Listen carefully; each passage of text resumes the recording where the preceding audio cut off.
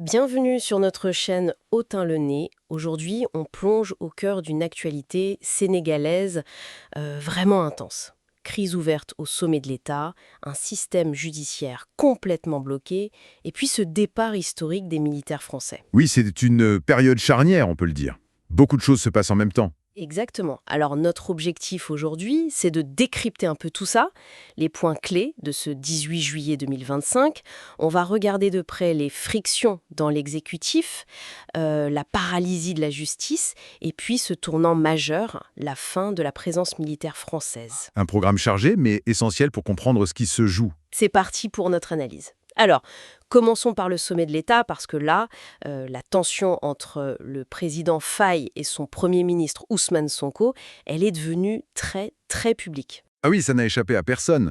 Le 10 juillet, lors de l'installation du Conseil national de son parti, le PASTF, Oui, les patriotes africains du Sénégal pour le travail, l'éthique et la fraternité. c'est ça.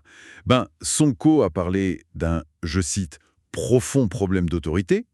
Et surtout, il a lancé ce message qui a fait couler beaucoup d'encre, qu'on me laisse gouverner. Et il a ajouté qu'il ne démissionnerait pas. C'est quand même une sortie assez spectaculaire, non? Très spectaculaire. C'est une critique à peine voilée, on peut dire, hein, du président Faye. Alors ce dernier a bien tenté de calmer le jeu. Il a dit « je n'ai aucun problème avec Ousmane Sonko ». Mhm. Une tentative d'apaisement, mais bon. Mais la tension, elle est palpable. C'est une dynamique assez inédite, en fait, pour un exécutif sénégalais. Et la question, c'est comment est-ce que cette tension affichée, comment est-ce qu'elle peut impacter concrètement la conduite des affaires de l'État? C'est une excellente question. Et d'ailleurs, ça ne reste pas juste entre eux. Il y a un mouvement citoyen Sauvons la République qui appelle à manifester aujourd'hui même, carrément pour demander la démission de Sonko. Ah oui, et le motif? Ils dénoncent ce qu'ils appellent ces dérives autoritaires. Donc ça montre bien que cette situation, elle déborde, elle inquiète au-delà des cercles du pouvoir. Oui, absolument.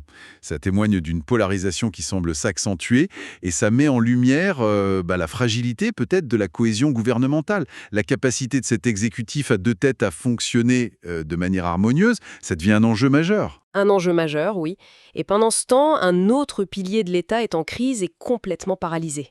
Oui, la grève des greffiers, ça dure depuis plus d'un mois maintenant. C'est ça, l'entente syndicale SY-UNTJ, ils sont en grève perlée, encore 48 heures hier et aujourd'hui, je crois.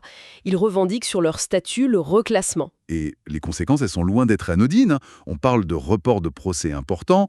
Vous mentionniez celui de l'ex-ministre Moustapha Diakhaté, par exemple.